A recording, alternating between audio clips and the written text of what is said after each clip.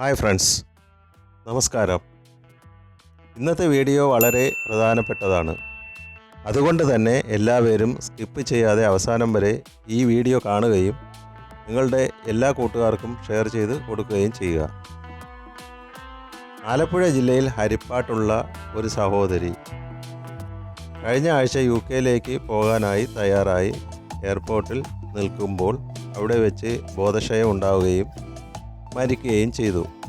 കാരണം നമ്മുടെ വീട്ടിലൊക്കെ സാധാരണയായി വളർത്തുന്ന അരളിപ്പൂവ് അറിയാതെ വെറുതെ വായിലിട്ട് ചവച്ചതാണ്.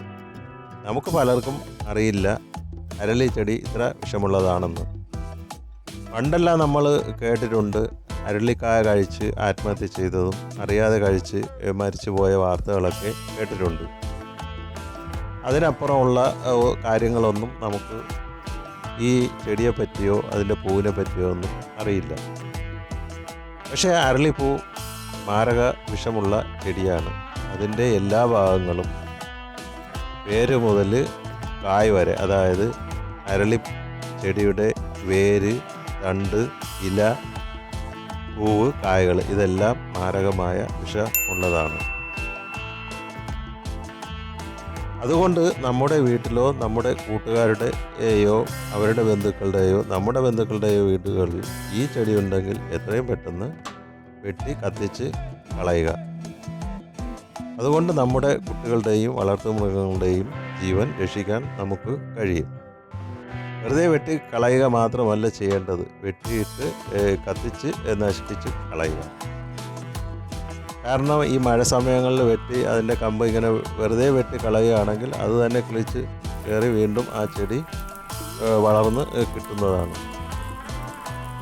അപ്പോൾ അങ്ങനെ ചെയ്യാതെ അത് വെട്ടിയിട്ട് കത്തിച്ച് കളയുക.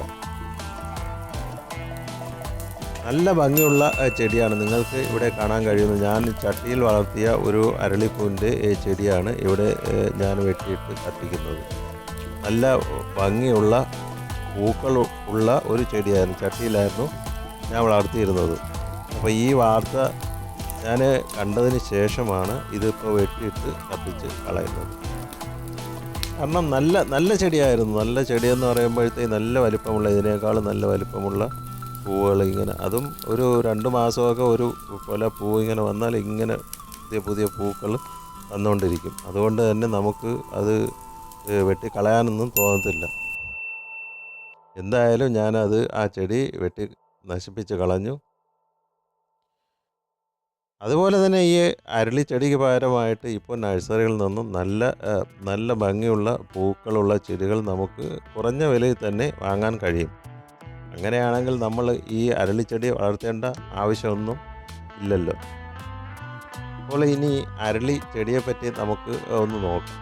നെരിയം ഒലിയാൻഡർ എന്നാണ് അപ്പോസൈനേസിയ ജനുസിൽപ്പെടുന്ന അരളിയുടെ ശാസ്ത്രീയ നാമം. അരളിയുടെ പൂവിൽ അടങ്ങിയിരിക്കുന്നതിനേക്കാൾ വിഷാംശം കൂടുതൽ അരളിയുടെ മറ്റു ഭാഗങ്ങളിലാണ്, അതായത് വേരിലാണ് ഏറ്റവും കൂടുതൽ വിഷാംശം ഉള്ളത്.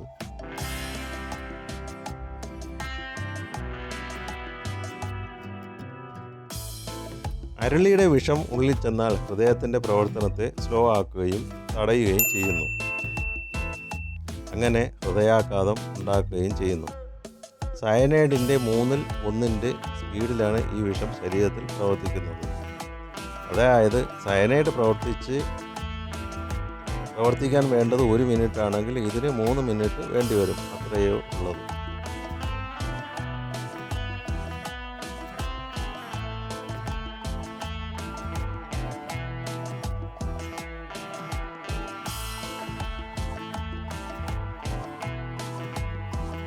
വീഡിയോ സബ്സ്ക്രൈബ് ചെയ്യാത്തവരുണ്ടെങ്കിൽ ഒന്ന് സബ്സ്ക്രൈബ് ചെയ്യണം. ഞാൻ ഈ കത്തിച്ച് കളയുന്ന ഈ ചെടിയുടെ വേര് സഹിതമാണ് കത്തിച്ച് കളയുന്നത്. ഒരു ഭാഗം പോലും, ഒരു ഇല പോലും ബാക്കി വെക്കാതെ കത്തിച്ച് കളയുന്നു. എൻ്റെ വീട്ടിൽ മൃഗങ്ങളൊന്നുമില്ല, വളർത്തു മൃഗങ്ങളൊന്നുമില്ല.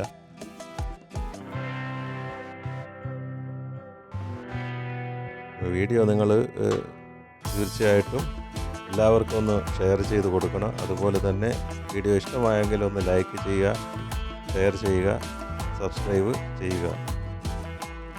അടുത്ത ഒരു വീഡിയോ വരേക്കും എല്ലാവർക്കും നന്ദി, നമസ്കാരം.